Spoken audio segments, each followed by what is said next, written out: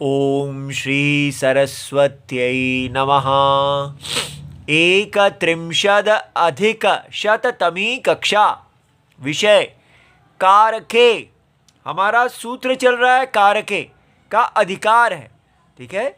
और उसमें वो था 1423 से लेके 1455 तक।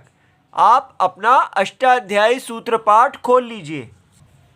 तो ये है अष्टाध्यायी। इसमें पहला अध्याय चौथा पाद और 23वां सूत्रम कारके। इस कारके सूत्र में हमने सूत्र किया है ध्रुवम अपाये अपादानम।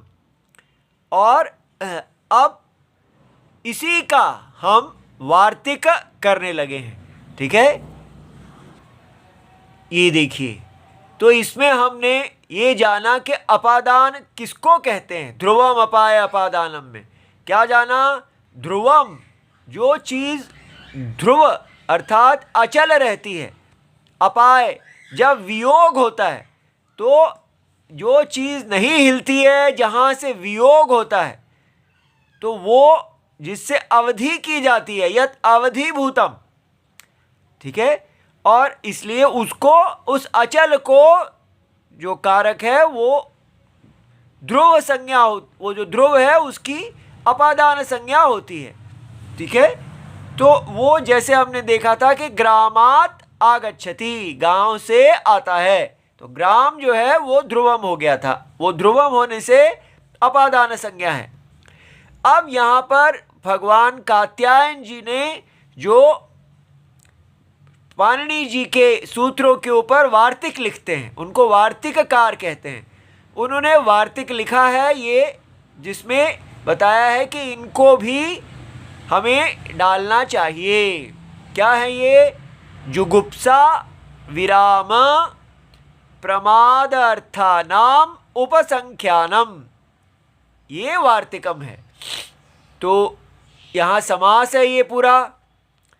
जुगुप्सा विराम पर प्रमाद अर्थानाम, ये क्या है? जुगुप्सा च विरामश्च प्रमादश्च। जुगुप्सा विराम प्रमादाः तेषाम इतरेतर द्वंद्व समासः, ठीक है।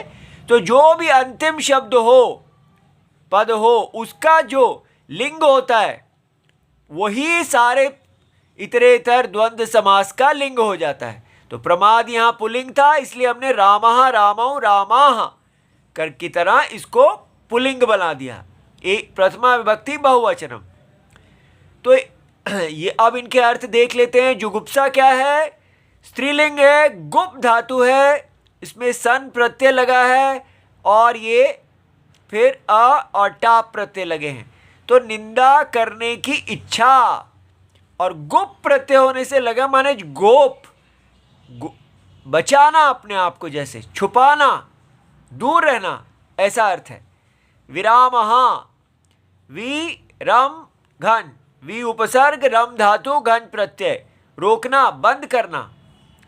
प्रमाद पुलिंग, प्र उपसर्ग मद धातु घन प्रत्यय, अवहेलना, असावधानी। तो अब ये उपसंख्यानम क्या होता है? उपसम, ये जो है उपसर्ग है, ख्या धातु है, ल्युट प्रत्यय है, जोड़ना, बाद में जोड़ना। यह शब्द प्राय कात्यायन जी जो वार्तिककार हैं के वार्तिकों के लिए प्रयोग होता है, जिसका आशय पाणिनि जी के सूत्रों में रही छूट या भूल को सुधारना है, ठीक है।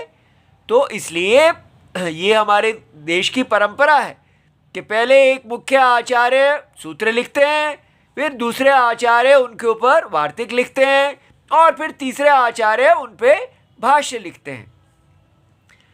इसी प्रकार एक शब्द है इष्टि, इश और क्तिन, अभीष्ट नियम का या आवश्यकता की पूर्ति। भाष्यकार पतंजलि के द्वारा कात्यायन जी के वार्तिकों में कुछ अतिरिक्त जोड़ना। तो ये वार्तिक जो है ये पाणिनि जी के सूत्रों में कुछ जोड़ा जाता है, और जब भाष्यकार कात्यायन जी के जो वार्तिक है उनमें कुछ जोड़ते हैं, उसको इष्टि कहते हैं।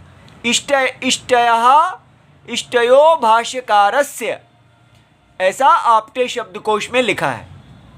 अच्छा जी, अब हम इसका उदाहरण देख लेते हैं कि कह दिया गया, इसकी तो वृत्ति सरल है कि जुगुप्सा विराम प्रमाद शब्दानाम उपसंख्यानम कर्तव्यम। इन शब्दों का जोड़ना अपादान संज्ञा में जोड़ना चाहिए। ठीक है, इन सब की भी जो हम जब ऐसी स्थिति हो तो जो जहाँ से ध्रुव, जहाँ से हम हटते हैं उसको हम अपादान संज्ञा दें। देखते हैं कैसे। जैसे देखिए उदाहरण, अधर्मात् जुगुप्सते, तो क्या है, धर्म से बचते हैं, निंदा करते हैं। अगर हम कर देते धर्म की निंदा करते हैं तो षष्ठी है, तब अपादान नहीं है। लेकिन गोप धातु जो है वो है छुपना, बचना, इसलिए तो इसका अर्थ है धर्म, अधर्म से बचते हैं। तो से यहाँ अधर्म जो है वो ध्रुवम है, और जो व्यक्ति ऐसा देखता है, जो निश्चित अर्थ अधर्म को जानता है, वो कहता है मुझे अधर्म से दूर रहना है। ठीक है, अधर्मात् विरमति, अधर्म से रुकता है, माने अब अधर्म नहीं करना चाहता। तो यहाँ अधर्म ध्रुव है, उससे ये दूर जा रहा है। धर्मात् प्रमाद्यति, धर्म से असावधान होता है, अर्थात धर्म का पालन नहीं करता। धर्मात् पतति, धर्म से गिरता है। इस प्रकार तो जिस से जो गुप्सा का जो विषय है उसमें अपादान संज्ञा हो गई। ठीक है, इति सर्वम शिवम, प्रणाम।